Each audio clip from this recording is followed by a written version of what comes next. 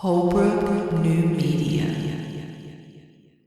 This is Jeffrey K. Holbrook. Welcome to the audio feed from holbrooknewmedia.com. Today, Geoff and Jeffrey, the weekly catch-up. We hope you enjoy the audio version. If you want to see what we look like, I will embed the video for this episode at holbrooknewmedia.com.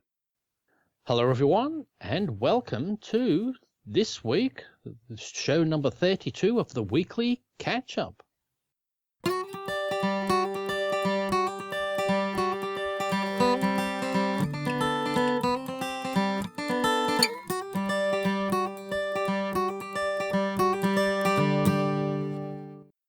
And joining me, as always, for the weekly catch-up is the co-host of the weekly catch-up, Jeffrey K. Holbrook. Good morning, Mr. Holbrook. I always struggle with that, morning or evening. Or Well, being evening for you and morning for me, that's kind of a understandable little thing there. But greetings. Yeah, like you say, around here it's been really cold for the last few days. Oh. It was like down in the single digits there for a couple of days, and then we've had a couple of days in the 20s and got a little bit of snow. I'll probably get about 5 inches or so here. And then today it was warm enough to where all the snow melted off. So it's been going up and down. Well, it's exactly the same here, but in reverse. So the other night, what was it on Saturday night? Mm-hmm.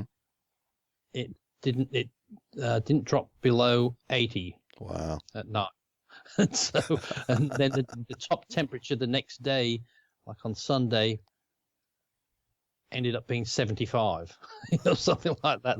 Eventually, but it got hot. It got to about I think it got to about 90 before, and then but it was because it's not so bad when that gets hot in the day and cools down at night. But when you have such a hot night, which was what's here 28 Celsius, it just makes it so hard. Everything's hot. You get up in the morning. Like I went up with the horse to go feed him on the Sunday morning, and usually your shoes are wet from all the dew and that, but it was so damn hot. There was no dew. It was like getting up. It was like in the middle of the day. It's really strange when you expect it to be cold and that in every morning, don't you? But it just wasn't to be. So. Yeah, my favorite time of the day is the early morning hours, just right after daylight, whenever it's so nice out there and it's cool. And like you say, it might be a little damp or whatever, but that's and it's quiet. It's just, that's my favorite time of the day. It is mine too. I love those days. And I actually love the winters here because even in the deepest of our winters, nothing ever really stops you from going out, not like some of them that can be round your way where you have snow and all that, whereas we never have that sort of weather. So it's never that bad sort of weather that you can't get out of the house. Whereas I know in a lot of places, if you try, you can't get out the front door with 6 foot worth of snow out the front door. But we complain if we have a few bits of showers. Oh, it's raining, it's terrible, it's cold, we can't get out. But I think we're just very lucky in our weather anyway. So a bit like California, but we still have a lot of rain in between. With California, don't seem to have any rain at all. Yeah, they're having a real water crisis out there over the last few years. It's one of the things that's surprised me why someone hasn't come up with the idea of, because we have flooding and stuff in the eastern United States, things like that, and a lot of, water tables are up really high. I'm surprised someone, they do have pipelines for oil. I'm surprised that no one has come up with the idea of piping water out west from here. Because we have too much and they don't have enough. Didn't they have a pipeline from Alaska coming down? Didn't they? California have oil, but I don't know about water. Well, I can tell them how to fix the drought in California. Exactly what they did here. We had a 15-year drought, and our water supplies got to about 30% of capacity, so they were getting extremely low, and we hadn't had any water, so everybody was complaining and said the government's got to do something about it, like you were saying. We've got to get a desalinization plant. We've got tons of ocean water to turn that and pump that into our dams. And no, we can't. Yes, we've got to do that. And then the government at the time, they signed the deal, and the moment the deal got signed and all the billions had been spent, it hasn't stopped raining since. So if you sign the deal and spend the billions, then it'll start raining. Last year, even though it was warm, it was our wettest year, that said, for many years. But since they did the diesel and the desal, so that was about 5 years ago, and now the desal plant's been built. Mm-hmm. Not one drop of water's come out of it yet, and they keep trying. They were going to put some out of it this year, and then they turned the switch and didn't work. So that's the thing is with these. It's like a car. You've got to turn it on every now and then to make sure it's working. But I still think with the way our temperature goes, sometimes we will need it eventually. People do forget about it. But the poor government at the time, they got ousted, of course, because wasting all this money. And of course, the opposition to always say, why did they ever spend all that money on this one? It's a waste of time. But I'm sure it'll go round again. And if somebody switches it off permanently and stops them from doing it, there'll be a drought. And then we had the case here once before as well. We had one government who sold off a lot of the government property, like the schools that they didn't need, demolished them to private enterprise to build, housing on. And then, the next politicians come in, and then those ones came back many years later, and then they're complaining there's not enough schools. And Right, because of so many people moved in, they started having kids, and then there wasn't enough schools. But they sold them off years ago, and then they're complaining to the opposition. Oh, we would build schools. So, well, you were the ones who actually sold them all in the first place and said we didn't need them. But it was a strange thing, because places seem to only get bigger. They don't seem to get smaller, do they? I don't know. That's very strange. But they loved him it was our state premier, but they loved him because our state was all cashed up and really good. But the reason why it was because he sold everything. Mm-hmm. So, just kind of make a little cash on the side there. One of the things that about public opinion, it swings back and forth so quickly. I think they said it was just like 5 years or so before New Orleans got flooded so badly. They had turned down 3 years in a row levies to actually work on their levies. And I mean levies as in tax levies, to get money to work on the levees, so that because it was warned by, construction engineers and things that this was very dangerous, and if anything really big like this ever happened, that it would flood the city. And they were like, we don't want to waste the money, and they didn't waste the money, and then they got flooded out and a few people died from it, so, and that was just a short, number of years before it actually happened. And what was predicted happened. It flooded the city. But it's those sort of things that you're damned if you do sometimes, and you're damned if you don't. Mm-hmm. So if they'd done the work on it and things might have been different and nothing happened, and then there would have been people saying it's a waste of money. But to me, I feel like that weren't about motor vehicle insurance, house insurance. I hope it's the biggest waste of money I have. I hope it, because I don't want to have to claim on it. If I pay all my premiums and do that and never have to use it, and it's like health insurance. I'd rather pay the money out for health insurance and be very healthy and never get a penny out of it, because it's a different thing to have the insurance and then use it, but that's what insurance is all about, just in case you do. But some people feel like I better chop a leg off so I can get some money off my health insurance. But we can rebuild him. We have the technology.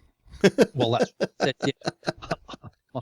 I want a bionic leg. So I won't be surprised if there's some people out there that's done that. So well, if you only chop off one, then you'll be a bionic pogo stick. Yes. Just jumping on one leg. I don't know if you remember the Peter Sellers and Harry Seacombe when they did the Goon Show. Did you hear of them? Peter No, Sellers. I don't think so. Oh, I know who Peter Sellers is. Yes. In its early days in England, the Peter Sellers and Harry Seacombe and Spike Milligan did a radio show, and it's still on. If you listen to it, it's quite hilarious still for the times. But round in the 50s, I think it was the 60s or something like that. Mm-hmm. and it's just quite hilarious. All the characters that do, and Spike Milligan's, they're trying to steal this grand piano, and so he says, "I've got a good idea. Let's chop the legs off so we can get it out the door." And he says, "Oh, good, let's do that." He says, "Oh, I'll do that. Saw, chop, yeah. Saw, chop. Saw, chop. Saw, chop. Hey, doesn't a grand piano only have 3 legs?" He says, "Yeah. Oh, how come I can't stand up?" And that's how silly. So, Sold too many times. He'd sort their own leg off, but they're the sort of things that I think they're timeless. That doesn't matter what the political status is of the country, how modern things are. That's where I like some of the old things, where some of the movies don't stand up because you see them and you just can't believe it anymore. Whereas something like a radio show where people just talking about situations and I think they're very skilled sometimes to create something like that doesn't date. Mm-hmm. Because sometimes it's very hard. They don't talk about any people in the modern, that would date it. So, because if you talk about people in the times in the 50s, nobody would have a clue who they are, and it's just not interesting anymore. But well, like you say, there's things that change so much. My wife and I are watching, we always have an old, most of the time it's an older television series that we are watching. We watch an episode while we're eating dinner before I go to work each day. And then on my days off, sometimes we'll watch a little more, where we're watching an old police show from the 70s called Starsky and Hutch. Oh, I know them, yes. Yes. But anyway, what's funny about it is a lot of times the tension is created on these episodes by the fact that someone can't be reached. Okay, like we were watching an episode today, and it was discovered what happened to someone who had been kidnapped, and you have, the other partner has to find out where they're at, but they're out there doing their thing, and they're not reachable because they don't have a cell phone. Yes, that's I mean, then they have a radio, but if there's someone that has to be called, they have to stop at a phone booth and call. And so, they're trying to hurry up and do this or do that, and then they do end up stopping at a phone booth to call somebody or something, and then the phone booth is messed up where somebody's vandalized it, and then they have to go find another one. I mean, and so tension is created just by the fact that people are not reachable, and they never, at the time, it was not conceived that people would have personal communications devices. And then even personal computers that you could actually get online and do things with too. I mean, that's just so much out of the realm. And it's really fun to go back and watch that and realize what it felt like, because you didn't know any better. You didn't know that was, in order to communicate, you had to go to a specific point where communication was possible, because phones, things like that, were attached to locations, not to people. And it was just different. It's like, you can't imagine. Well, and it's really only been since probably the iPhone revolution, since 2007, that it's sort of really been an essential part of life.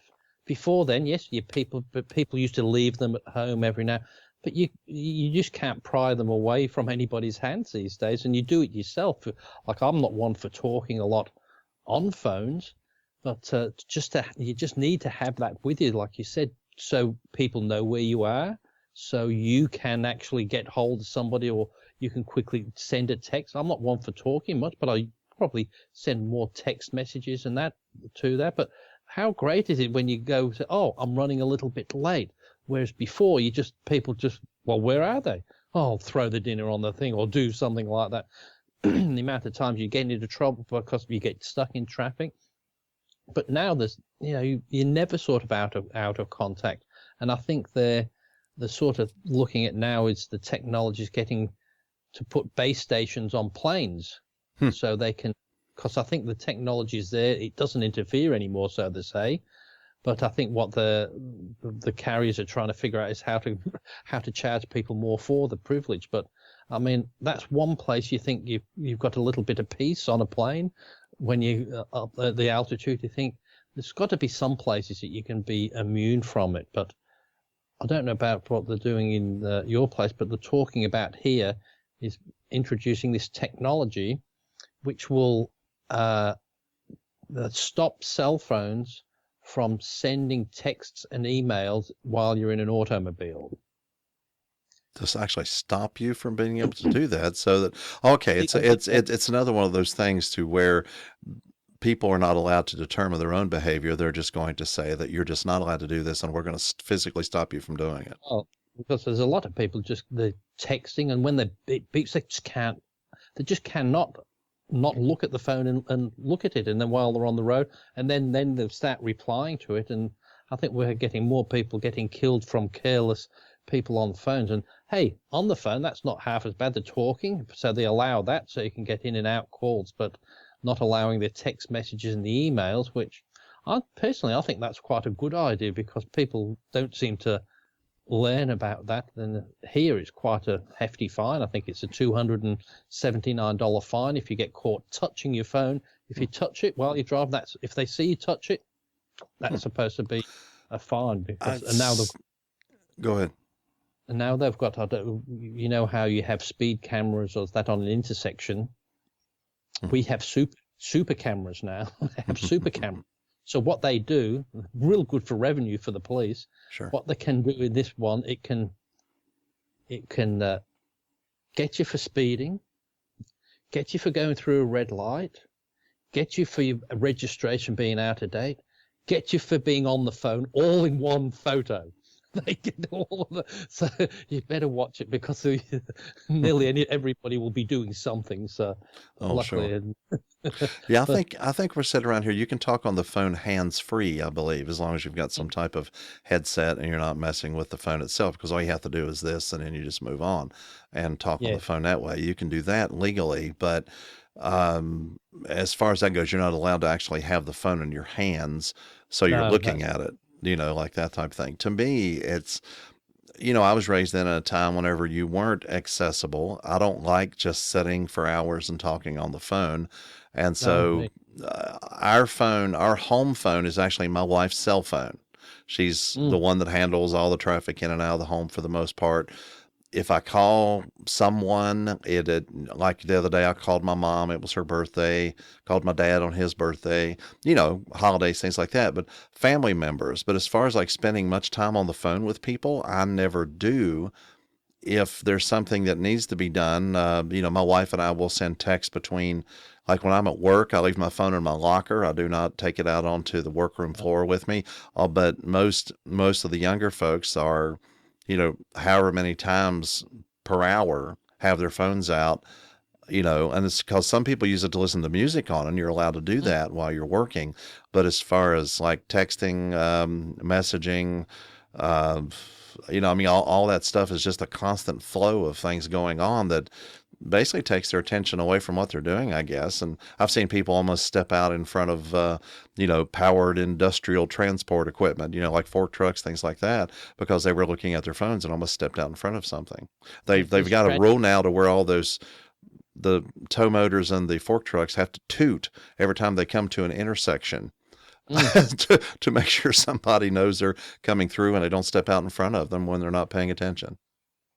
But it's just, the world's bad enough, but just to die from because you're looking at your phone.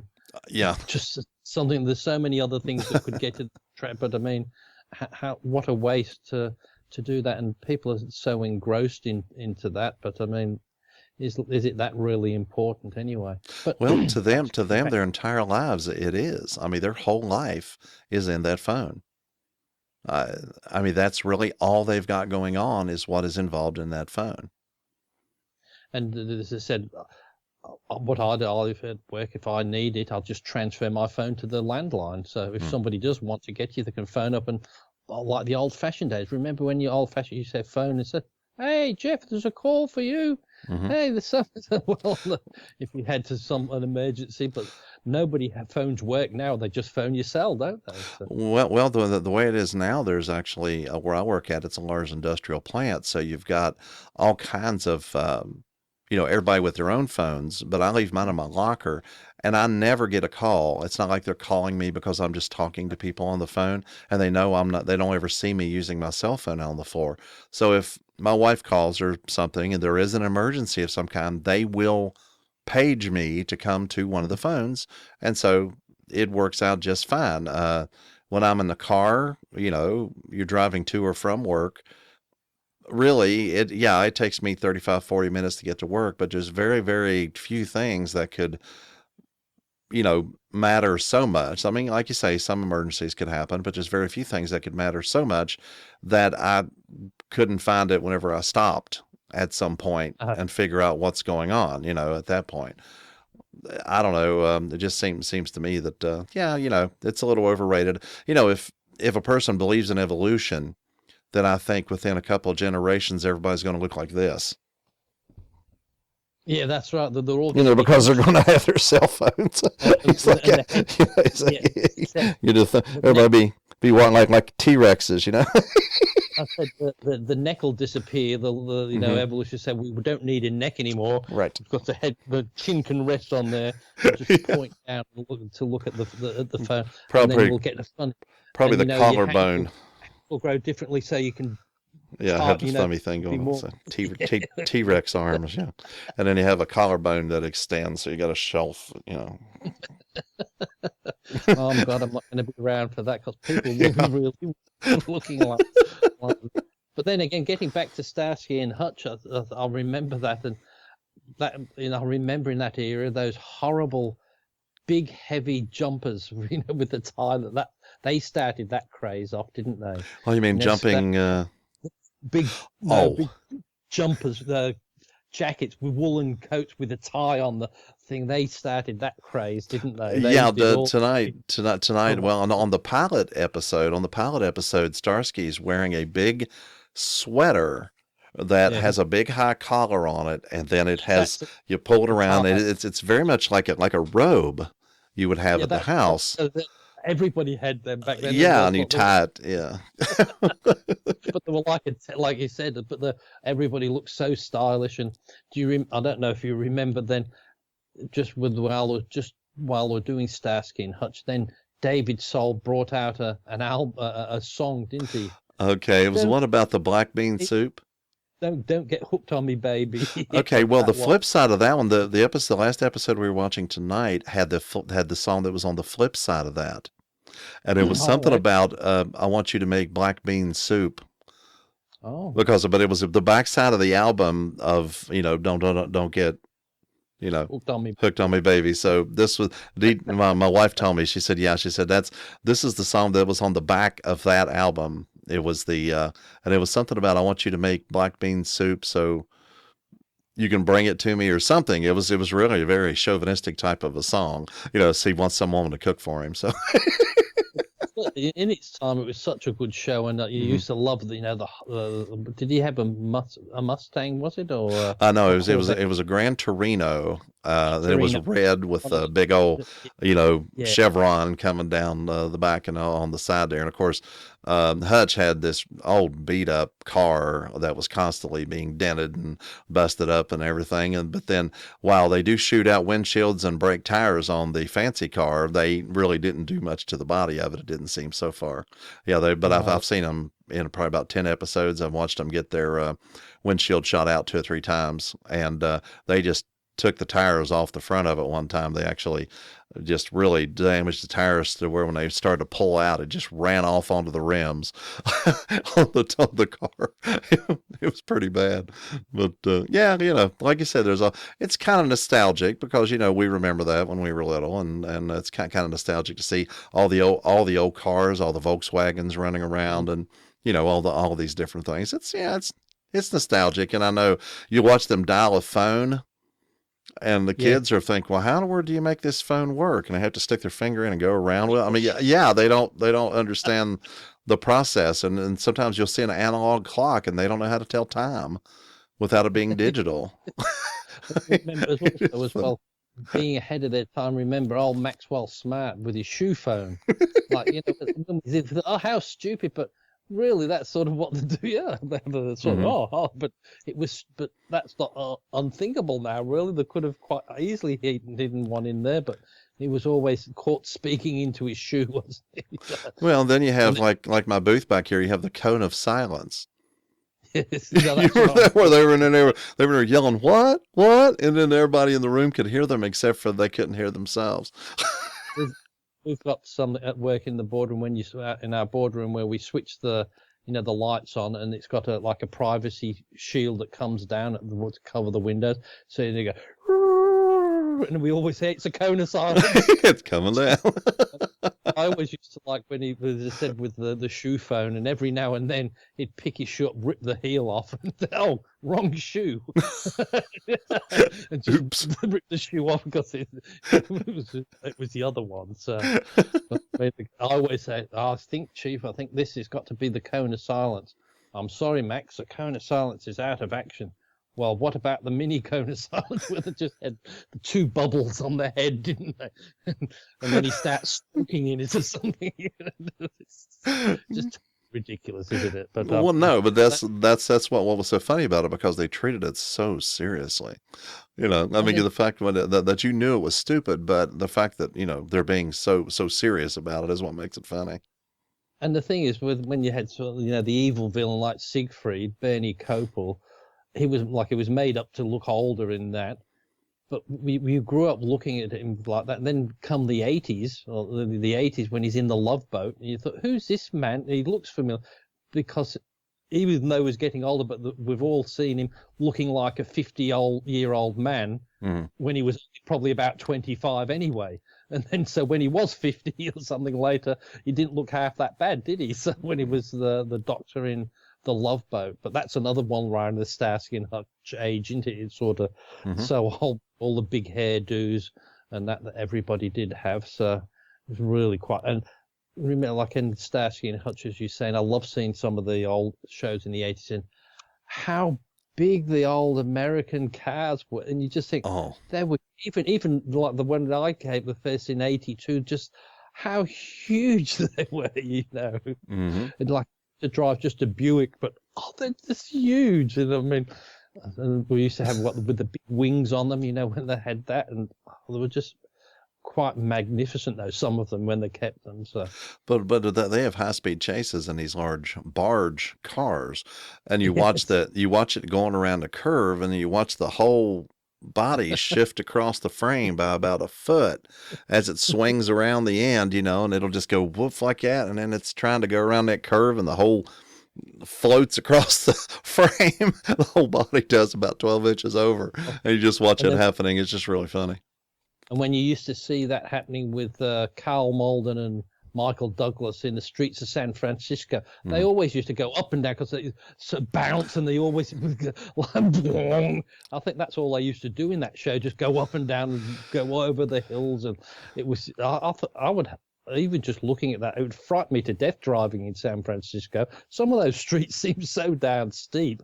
Well, they are, and they have those those loops and things going on like that, and so that was the big deal about having it in San Francisco, was the fact that they have so many roads, so many streets like that, to where you can do that hop and jump and thing. And that just seemed like to me that you just come down on your nose if you were airborne long enough, That would be kind of bad. Well, not very good having a show called The Streets of San Francisco if it was in Los Angeles, is it? That has been done. We've noticed several movies that were made, and they claim that they're in West Virginia.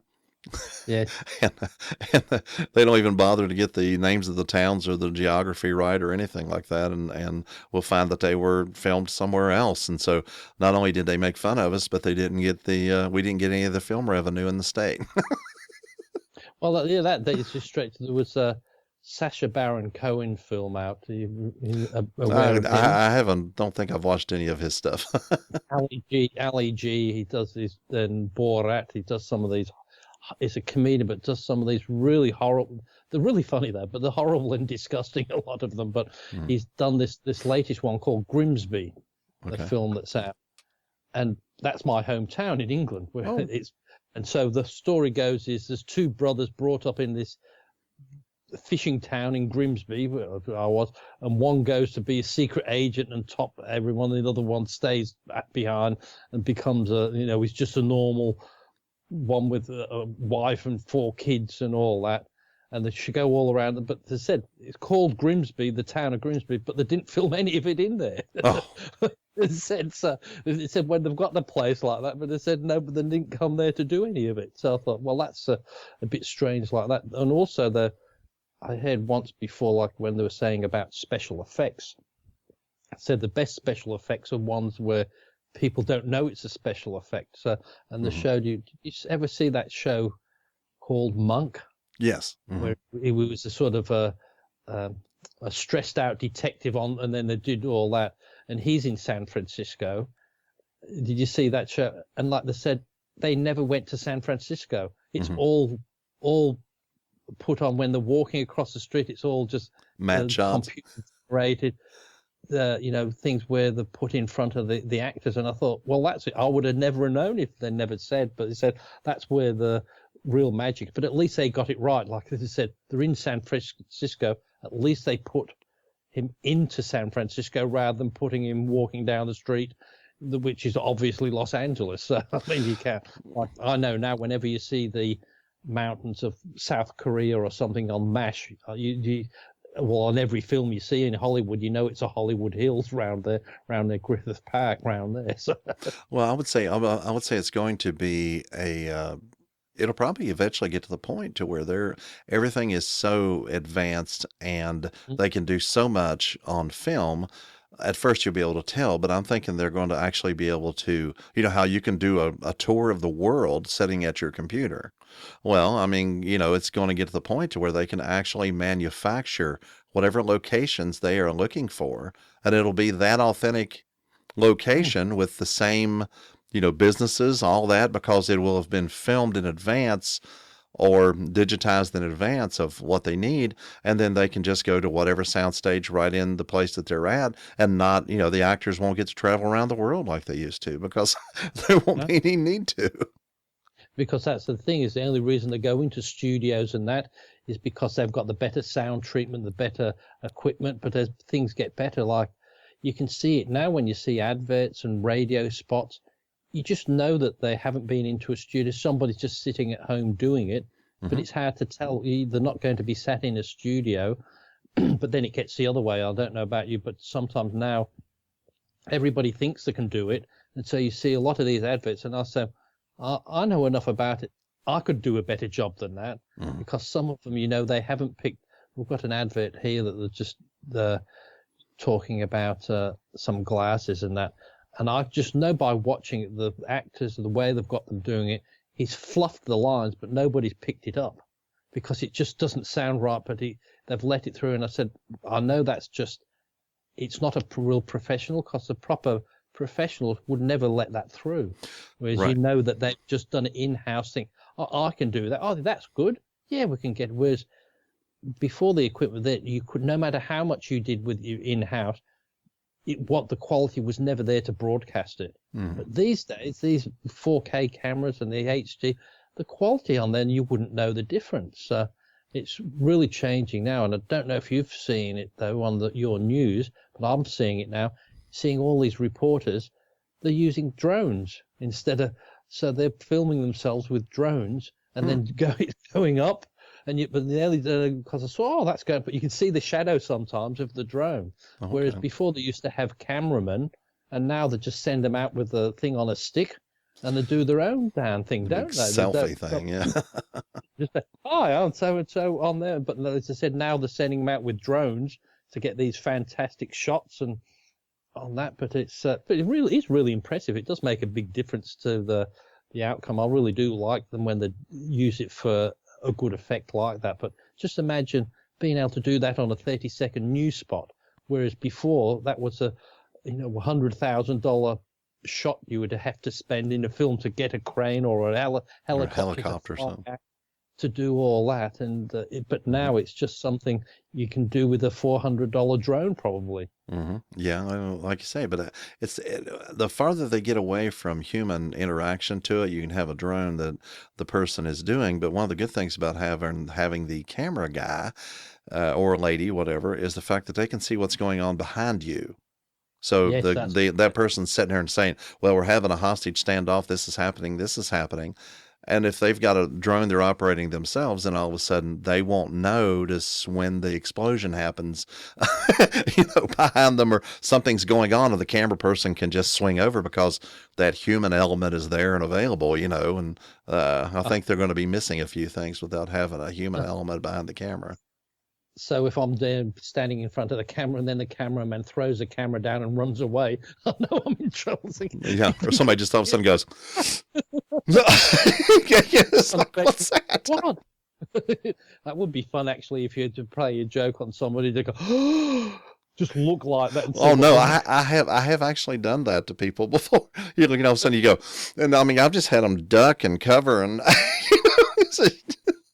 But getting, like we were saying with cell phones and that, when people are distracted, you can, if people do that before, if somebody all of a sudden goes next to somebody and while they're stopped and moves up a little bit, they'll go and they'll hit the next, because it's just, they don't pay attention. It's just, oh, something's moving. Don't check the traffic to see what's happening. And you see a lot of that. Somebody just thinks it moves a little bit. They don't. And they just plow straight into Right, they just hit the gas and off they go. Yeah. And we had one here on the news that was said that somebody was on their phone texting, and they was turning left into a street, and this guy's show in front in this street waiting to turn, and this cat just runs up on top of his bonnet, and he's got his cam on, with driver cam. What's this cat do? It just turned into cut the corner, turned right into it, ran up, and the cat drove up on his bonnet and nearly tipped over the other cat. And they said the person was on texting and says, "Oh, I didn't see you." Well, no, I guess you didn't. Have you seen the Stupid Driver channel on YouTube? They have this thing about stupid drivers and people who just go tearing down the road and run into stuff, and they're driving 90 miles an hour in a snowstorm and things like that. And I mean, just all kinds of stupid things that people do, and when they're in their cars, I mean, they just have an enormous amount of bad luck, whenever they're not paying attention. A minute ago, you said something about sound treatment. Well, some of my sound treatment came in. Oh, good. That's good. Where do you get that off? Where do you get that from? Okay, this was actually from Amazon, believe it or not, and they have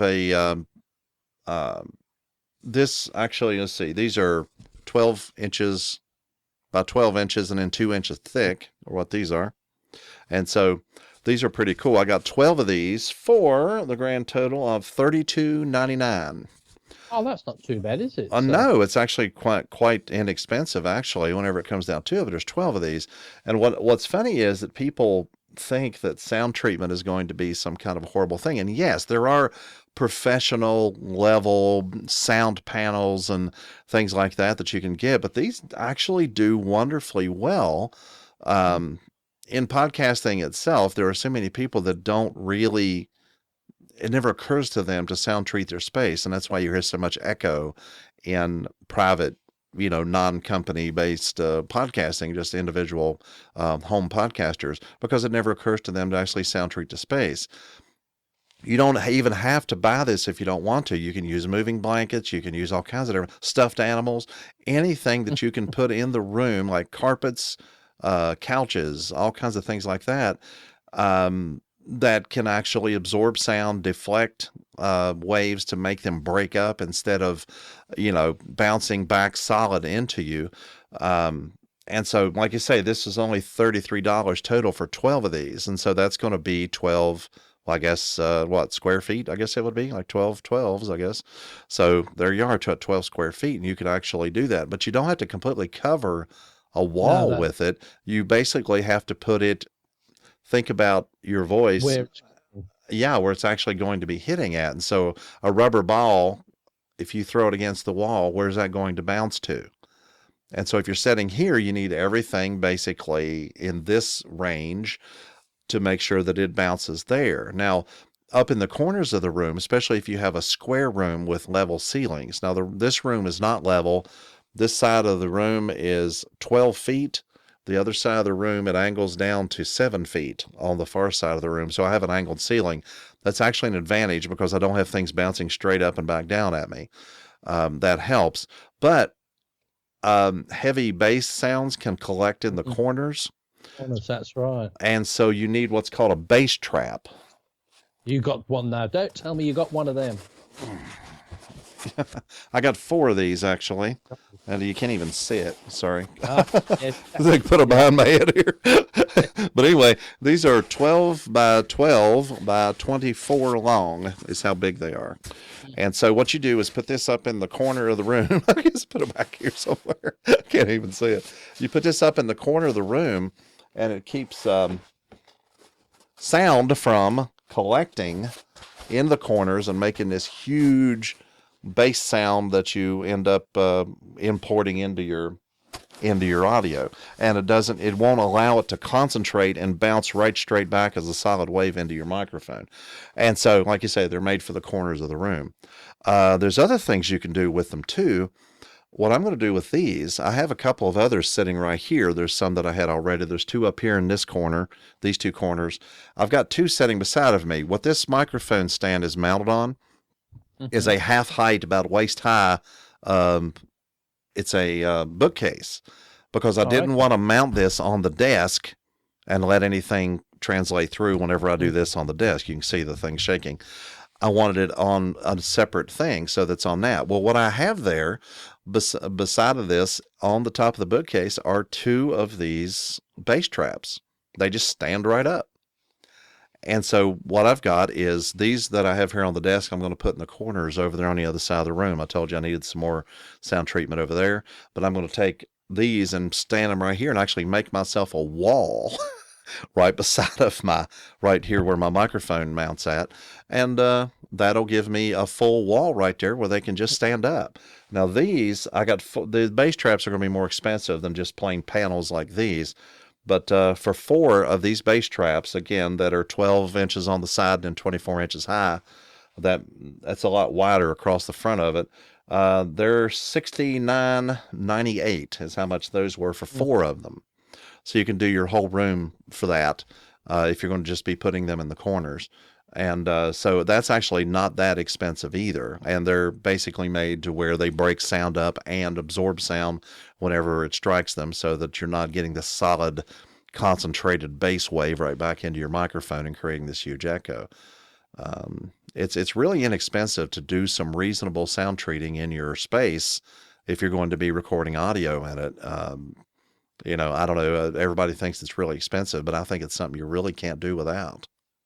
And like you said, those bass traps in the corners, they're probably a good foundation, because that's the real big killer for sound. Mm-hmm. But also as well, like you said, you've got to know where you want to place the things, because if you just plonk them around willy-nilly, you're not going to get the best sound. But even then, some people think covering the whole place, it's tempting, and it might be good to do the whole thing. But sound also needs some reverb. Because you can deaden it too much, you won't get anything. Mm-hmm. And it just sounds unnatural if you just say something, it just drops to nothing. Yeah, you've got to have just that little, just something that you can't, because one of the things somebody showed is when you're in it, when you click your fingers, and if you don't hear anything else, that's too much. You've got to hear some sort of echo, a little bit when you click your finger. But if it's just dead, you've got to have something. Yeah, if a person, usually in home audio, you don't really have that much trouble with that, because usually people don't spend so much money, and go do the whole thing. You have 12 square feet here. Well, I've got a 12-foot wall right here. So to cover that would be very, very expensive, really, when it comes down to it, just to cover that one solid wall. And then I've got these other walls that have to be covered if you wanted to cover the whole things. The main thing you have to do is to make sure that where your voice is bouncing to, just like a rubber ball, if you threw a ball against the wall, where would it bounce to? And make sure that where you're generating your voice, that those areas are covered 2 or 3 feet above your face and, down below it. and that way you can actually, have it done without deadening it too much. But you can just keep all that extra stray stuff from bouncing all over the room and that full blown echo that you hear all the time. I mean, there are some professional level podcasts that a lot of times you'll hear echo in, and it's sometimes it's really surprising. I mean, you need to not deaden it completely, but it definitely need to stop those echoes. Don't let this stuff go into it to start with, and then No, you don't that's have right. to try to extricate it from your sound and affect your voice recording afterwards. It's kind of bad. There's a lot of people don't have curtains these days, but I do, because Hmm. that's a big problem with windows, because it'll just bounce straight back. But if you have a decent curtain on there, you shut them, and it not only does for your light, but it saves you from the sound as well on there. And like you say, getting back to those expensive sound treatments, the main difference with them is just if some people don't want the unsightly look of the phone, but most people who are doing it, they don't care. They've set aside a room and you can still use, but they don't care as long as you put it in nice and neatly straight, or what, in a proper fashion, so it's not just thrown in there. They look perfectly okay. Like Rick, I think Rick has in his office. I don't know if he does in his new ones, but he's got the I think Audible, I forget what they are, these panels, but they're really thin. They don't look like that, but it's in an office. So he uses a dual purpose, so they're on the wall and they look really nice. He has them, so you don't have the unsightly look if you want to look a bit more professional, and that's why they do cost a little bit more. Oh yeah, but like I say, they use specific things inside of them and not just plain foam. They have rock wool and some different things that, I mean, but now there's people that make them on their own, but they have specific things they use inside of them, and they actually, you can get these acoustic people and they'll charge you several thousands of dollars to tune your room. In a recording studio, you may really need to do that as far as like a professional recording studio. But Or for musician, home audio, a single voice is being recorded, or maybe two, whatever like that. These foam things are just perfect for that. I mean, because again, I didn't spend that much money. It's basically a Christmassy thing. But not doing anything at all, they're going to say, oh, this guy's an amateur. But you can take this stuff, and I have a room here that's dedicated to what I'm doing. I mean, this whole room is mine to do with as I please, and so and I'm not making it look ugly or anything like that, as best I can. But this is my room to do with as I please. So, I don't have to pay thousands of dollars to have someone tune this room. If you're recording a single voice, like a lot of podcasters do, or maybe two voices or something, then you can do some basic sound treatment, some really simple sound treatment that doesn't cost very much at all, and just totally improve and fake a lot of people out because they think you've got a lot of really high powered equipment and high powered sound treatment in your room, and you can actually do it at a low budget and actually do well. I mean, there's a huge leap at the beginning. If you have none at all and it's echoing, there's this huge leap at the beginning of the quality of the sound whenever you just spend a little bit of money on sound treatment, and then later on, the return is not so much unless it's a professional engineer listening to it. But for the average person, you spend $100 and you can make a dramatic leap.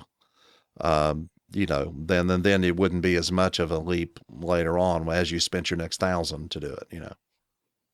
What I would love to do, if I ever got a place specially built for putting the gear in, and that, it's not so much the sound treatment I can handle myself to make it sound well, but more so that soundproofing, so I don't get anything coming in from the outside, or so if I can make a bit of noise and that, not having it going out. So I think I would like to do that, because that's what I found the biggest problem is.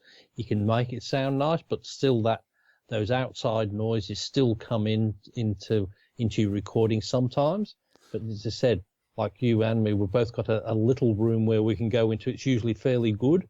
Like I've got a bigger area where I can do some recording. But if I want to do the best, I've got my little setup like you have, like a more like a closet like it is, but it's got a door and I've got sound trip, so I can shut myself in there totally. Only problem with that, it does great the sound, but living in a place where you get 100-degree temperatures and being upstairs and being shut in a small room, and you can't have the air conditioning on in the small because it makes a lot of noise. Right. So I don't do any recording in summer in that way, because, or else I think, right, I'm going in and do 5 minutes, because then I come out covered in sweat, because no matter how much you cool it down as much as you can in there, but when it's in a smaller confined space, it does get quite hot. But I do like that nice little booth type thing, because you can get the sound really good. And these days, you can, like you do with your Zoom, but if you wanted to on your computer and your laptop, I've got the microphone in there, but you can control your laptop through an app through your iPad, so you can start and stop your recording from your laptop, so you don't have that noise coming in either. Mm-hmm. Yeah, that's one of the, again, I know I've talked about this before. It's one of the huge advantages I've got living out in the country like I do. I rarely have any sound penetration at all. Even in this room, I can hear a car occasionally. It doesn't go into this mic, and I wouldn't use a condenser in this room. But any, very little noise comes into this room, and that has even less. It's got closets around two sides of it. It's got a big masonry stone fireplace that's around the other side of it, and it's in the center of the house completely. And so it is as close to silent as you can get it's minus 60 dB is what I've tested out. So that is what they are recommending a lot of times for a noise floor on, certain types of professional level recordings. And so I am very fortunate and again, it can get hot if you're in there for very long, but we don't really I'm not having the heat penetration that you're having in your booth, in this one here. After a while, it will certainly warm up. 20 minutes, 30 minutes, it's starting to warm up a bit and get kind of warm. But I can be in there in the summertime without having any really ill effects from that. And so it's one of the reasons why I like shorter term recordings, with 15-minute recording, something like that. And so then I open up the room and, let it cool down again, and then come back later and do something else, that type of thing. But I'm living in the country. I'm very fortunate. I don't have people mowing under my windows or dogs barking or any, cars there's no street right outside my front door that people are, driving on and tooting and, things like that. It's just a very, very quiet area that I have here for my recordings. And like I said once before, there was a guy on one of the forums that we were talking about, they were talking about this very thing, about the troubles that they have trying to record and external noises penetrating their spaces. And I told him to set up iHat, and he said, well, it's good it's good to know that everyone doesn't have to make sacrifices to the audio gods every time they hit record. and exactly like you said, if you've got real big problems, like that's why I've got the Rode Procaster as well, because that's a dynamic mic, and you have to be really on top of that for it to hear you. Right. So if you move away, it doesn't sound very good at all, but that's the point in that. So if you've got sounds, especially if it's behind the mic, the sound, you don't hear anything. Exactly. So it's only hearing in the front, but they use them a lot on a lot of the podcasts that they have different guests on, because of the best way to do it, because people, and then you see them, they're right on top of it, but that's what you have to be. And so something that I've rated, the Procaster does such a good job when you just do. I've recorded quite a few things on that one. It's just such a good job keeping away all the noise. But I was just thinking as well with noise, when I've got downstairs the surround sound system. And as you said, with being in suburbia, and it frightens me a bit sometimes, you're watching something that sounds so good on them these days, but you're watching cops and robbers type thing, and then when they're shooting things, blowing things up, you think there's going to be the police come around, because it sounds like screams and shotguns, bang, and explosions, and it's rocking the place, and you think, oh, goodness, I understand mine now, because I always get thinking, it just sounds so real, some of these, the sound that they do on them these days. And plus, what I like with the sound now, if you've got the proper surround sound system, you can actually hear what they're saying. Whereas if you go onto some of the old ones that don't have, like people who don't have surround sound system, it's sometimes hard to hear what they're saying because some of the audio gets mixed in with everything. So my mother, she struggles very much with listening on a TV, and she won't have a hi-fi system because, oh no, you don't need anything like that, the surround sound. But trying to listen onto a normal television set, and that's what she likes. Some of the a lot of the English shows but they don't do too much. They're just talking. Whereas some of them get so wrapped up in all the effects and all the sounds that you can't hear what they're damn well saying some of the times. You say, well, I don't care that you hear a streetcar going clink, clink, or I don't need to, I want to hear what the actor's saying, and they get so realistic and whisper things. I said, what did they say? And I must admit, the modern thing is what they do. They record the sound that the actors are actually saying now, don't they? Whereas they used to do what was it, looping? Is that, I think that's the term, is it? Yeah. Whereas they go back into the studio and record the dialogue. But do a voiceover, yeah. The voiceover, so you'd have the sound was perfect. But they don't do that anymore in most of the things because of cut down on costs and want to have the actor say it once and just do it there rather than having them to come back into the studio and do the recording over and over again. But I suppose the actors would have got more money for that, wouldn't they? Oh, sure. Yeah, they're always ready for the extra cash. Now, that's another advantage that we have here in the country is I remember my daughter used to just love to get up here at night before she went to bed and dance. And she would play that music so incredibly loud. I remember coming home from work one night, and this is in the middle of the night, and when I pull up, I'm actually pulling up, and our driveway is around the basement area of the house, and then you have the first floor, and then you have like a half second floor.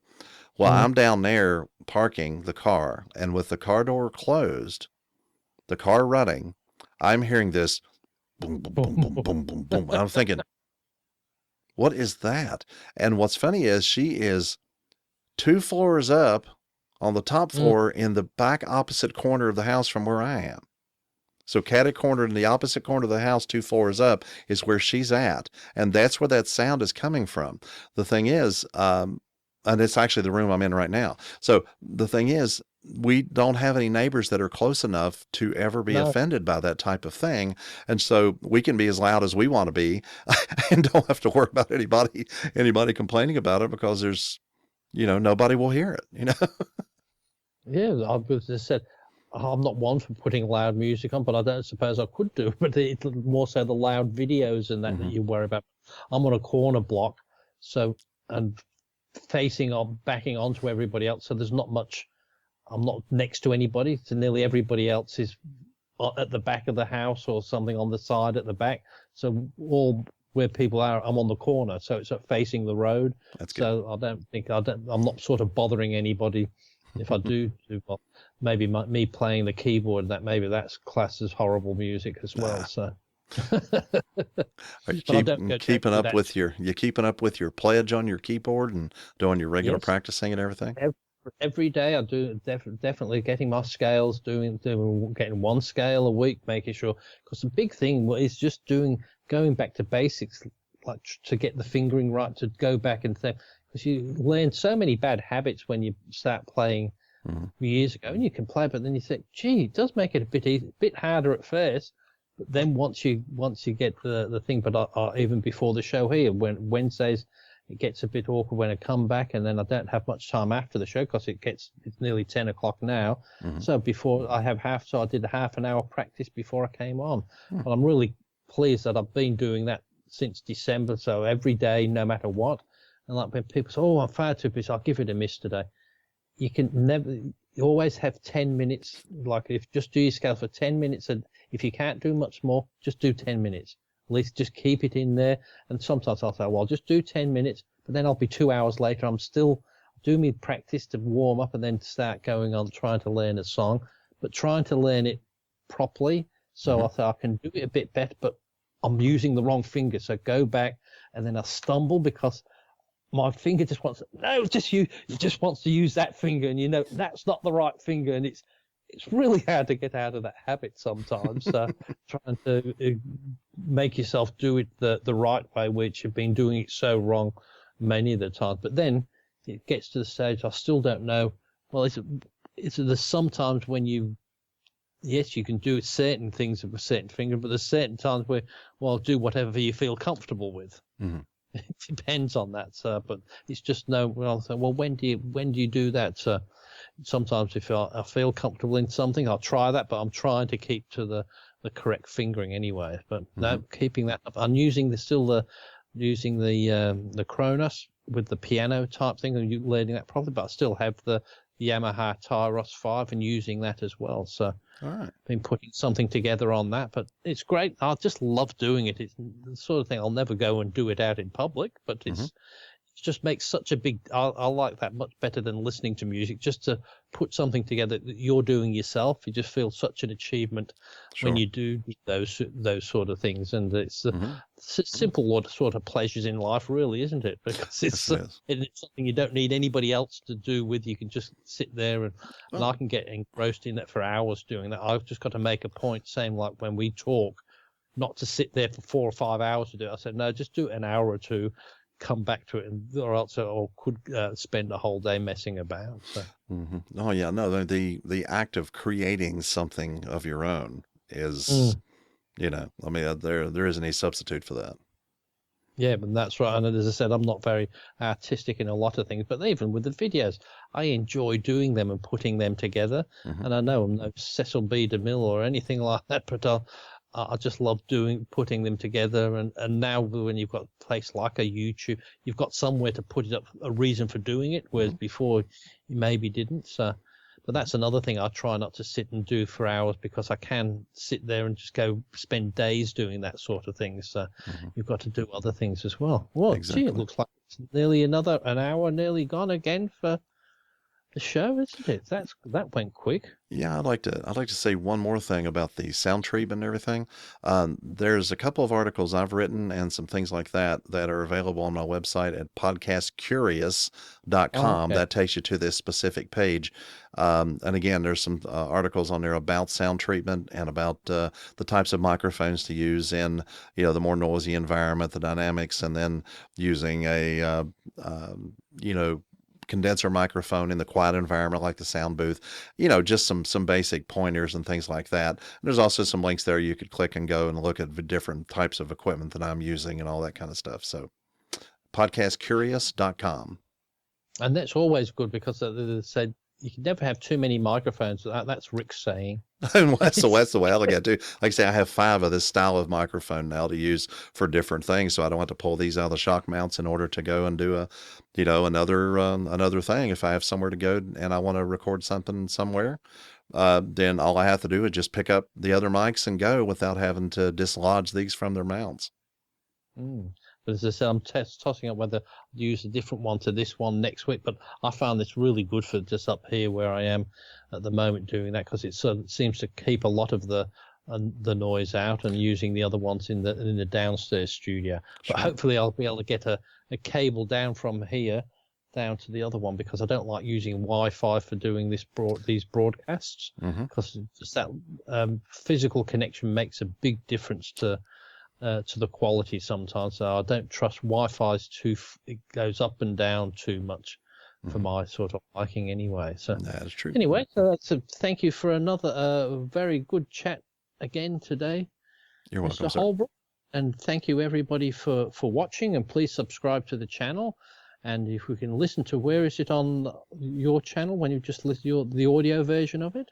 HolbrookNewMedia.com. You can find everything I do over there. Yep. Okay. So that's good. And it's also, we have this on the Relate YouTube channel, and also I'll go back and put that on the Relate Cast video channel, Vimeo channel. Yeah, Vimeo. Vimeo channel. So it's everywhere. So, and then we're threatening to do it later on Facebook as well. So, well, you never know. We might be everywhere. Maybe we're kidding. So then we might get 4 people watching, you see. Oh, totally. Yeah, we might as well quadruple our listenership here. That's right. Anyway, until next week, bye for now, and see you later. Bye. Thank you so much for listening. Links for a free subscription, feedback, and everything else we do is at holbrooknewmedia.com. You can find all things Geoff Blanchard at jeffblanchard.com.